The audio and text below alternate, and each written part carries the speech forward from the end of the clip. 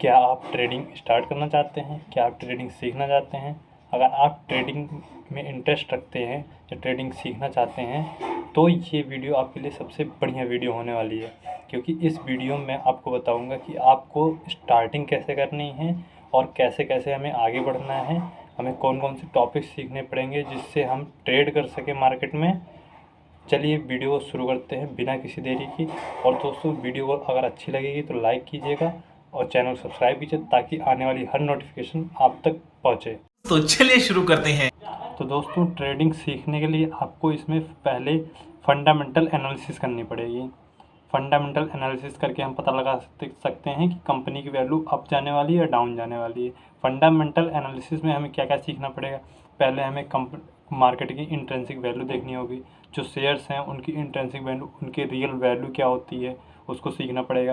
Price to earning ratio सीखना पड़ेगा, price book ratio सीखना पड़ेगा, डेप्थ रेशियो सीखना पड़ेगा और करंट रेशियो सीखना पड़ेगा। ये सब क्या होते हैं, आप इनके बारे में अच्छे से जानकारी निकालें और फिर देखें कि ये इसकी जो शेयर्स की वैल्यू है ये ऊपर जाने वाली नीचे आने वाली। उस current ratio asset divide by liabilities, ये करेंगे तो आएगी। टोटल एसेट जो होते हैं कंपनी के और टोटल लायबिलिटीज़ का रेशियो ही हमारा करंट रेशियो होता है। तो दोस्तों, उसके बाद हमको सीखना होगा बैलेंस शीट। बैलेंस शीट ये सिखाती है कि कंपनी के सेल्स कितनी चल रही हैं, उसका प्रॉफिट कितना हो रहा है, उसमें एसेट कितने हैं, लायबिलिटीज़ कितनी हैं और उसका कैश फ्लो कितना है। इसमें हमें इन सब चीज़ों को निकालना होगा, फिर हमें एनालाइज़ करना होगा। इसको एनालाइज़ करके फिर हम बताएंगे कि शेयर्स की वैल्यू हाई होने वाली या लो होने वाली। 80% आपका ये पिछला जो मैंने बताया ये है और 20% आप इससे पता लगा सकते हैं जैसे उस बिज़नेस के बारे में, जैसे उसमें फ्यूचर में कितनी नीड्स हैं, हमारे बिजनेस की नीड्स कितनी है फ्यूचर में, और उसके कंपटीटर कितने हैं, मतलब कौन कौन है उस प्रोफेशन में जो कि इस बिज़नेस को चला रहा है, और उसकी सेल्स कितनी है, हमारी सेल्स कितनी है, रेवेन्यू कितना निकल रहा है हमारा, उससे ज़्यादा निकल रहा है, उससे कम निकल रहा है, कैश फ्लो कितना हो रहा है, हमारी कंपनी कितना ग्रो करेगी और कितना कैश आ रहा है, कितना जा रहा है, हम इसके बारे में जानेंगे। तो दोस्तों, इन सब चीज़ों को पता लगा के हम जान सकते हैं कि ट्रेड की वैल्यू हाई जाने वाली है या लो जाने वाली। इसमें पहला चैप्टर है वो हमारा फंडामेंटल एनालिसिस था, और जो हमारा सेकंड चैप्टर आता है वो है टेक्निकल एनालिसिस। टेक्निकल एनालिसिस भी हमको यही बताता है कि ट्रेड की वैल्यू हाई जाने वाली है, लो जाने वाली है, शेयर्स की वैल्यू ऊपर जाएगी या नीचे जाएगी। टेक्निकल एनालिसिस एक शॉर्ट टाइम के लिए बताता है और फंडामेंटल एनालिसिस लॉन्ग टाइम के लिए बताता है। जैसे आपको 6 महीने, 7 महीने या 1 साल, 2 साल, 4 साल के लिए इन्वेस्ट करना है तो आपको कंपनी के फंडामेंटल्स देखने पड़ेंगे। अगर आपको शॉर्ट टाइम दिन भर का या 1 हफ्ते का ट्रेड लेना है या कुछ मिनट्स का ट्रेड लेना है तो टेक्निकल एनालिसिस हमको बताएगी कि हमारा ट्रेड कैसा लेना चाहिए।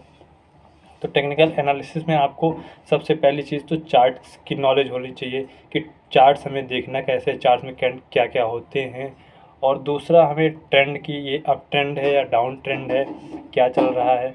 उसके बाद चार्ट पैटर्न की नॉलेज होनी चाहिए। जैसे जैसे मार्केट चलता रहता है उसमें पैटर्न्स बनते हैं, उसे हम चार्ट पैटर्न्स बोलते हैं।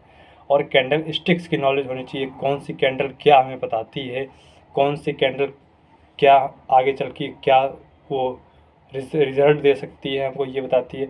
उसके बाद उसमें ब्रेकआउट क्या हो रहे हैं, ब्रेकआउट कब आ रहा है, ब्रेकडाउन कब आ रहा है, सपोर्ट क्या होता है, रेजिस्टेंस क्या होता है, ग्लोबल मार्केट देखना हमको सीखना होगा। उसके बाद पीसीआर के बारे में हमको सीखना होगा अच्छे से। टेक्निकल एनालिसिस में हमें इतना चीज़ सीखना होगा, उसके बाद हम जाके हम ट्रेड ले सकते हैं फिर। लेकिन उसके आगे आगे आप जैसे जैसे एक्सपीरियंस आपका बढ़ता जाएगा आपके प्रॉफिट जनरेट होते जाएंगे। बिना एक्सपीरियंस के इसमें कुछ नहीं है। जितना अच्छा आपका एक्सपीरियंस रहेगा उतना अच्छा आपका प्रॉफिट रहेगा। तो दोस्तों, इसमें कुछ गोल्डन रूल्स भी हैं जो आप ट्रेडिंग सीखने से पहले इसको जान लें, और हो सके तो इसको कहीं पेपर पे इसको लिख लें और सामने जहाँ पे आप ट्रेड लेते हैं वहीं इसको चिपका दें कि जाने आप ये गलती दोबारा ना करें। क्योंकि बहुत से बिगनर ट्रेडर्स हैं जो कि ये गलती करते हैं। ये गलतियाँ क्या क्या हैं दोस्तों, देखते हैं। Don't make the same mistake twice. जो गलती आप एक बार कर देंगे उसको दोबारा नहीं करेंगे। जैसे आपने एक गलत टाइम पे ट्रेड लिया, आप फिर कभी गलत टाइम पे ट्रेड नहीं लेंगे, क्योंकि अगर आपने गलत टाइम पे ट्रेड लिया और आपका लॉस हुआ तो उसके बाद आप अगर दोबारा वो गलती नहीं करेंगे। तो दूसरा रूल क्या कहता है, रिस्क मैनेजमेंट। हमें कितने का रिस्क लेना है, जैसे हम 2000 रुपये इन्वेस्ट कर रहे हैं तो हम कितना रुपये उसमें से गंवा सकते हैं, हमें उससे ज़्यादा नहीं गंवाना है।